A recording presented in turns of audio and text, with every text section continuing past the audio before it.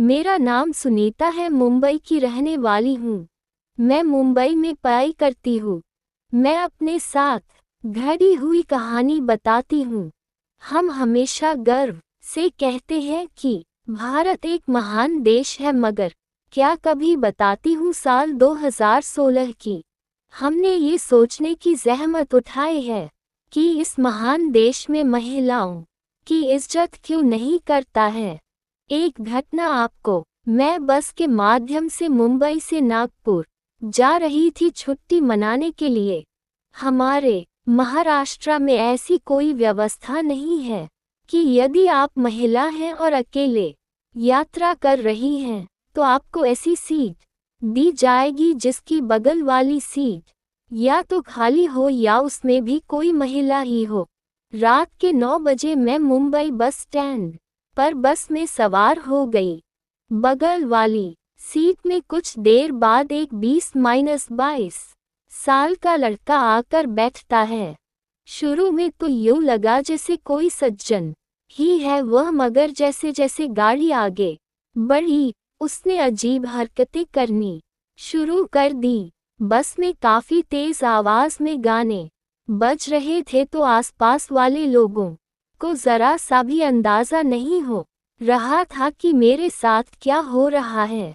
उस शख्स ने पहले सोने की एक्टिंग करते हुए मेरे सीने में हाथ रख दिया।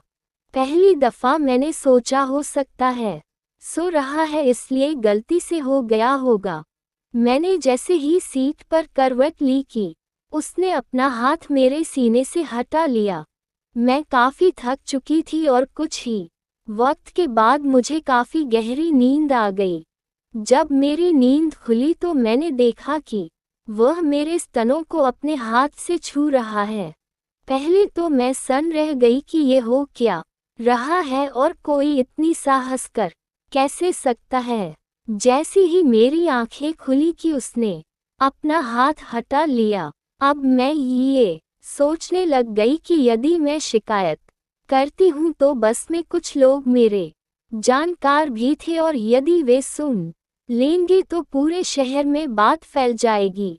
यही सोचकर मैंने कुछ नहीं कहा और चुपचाप सो गई।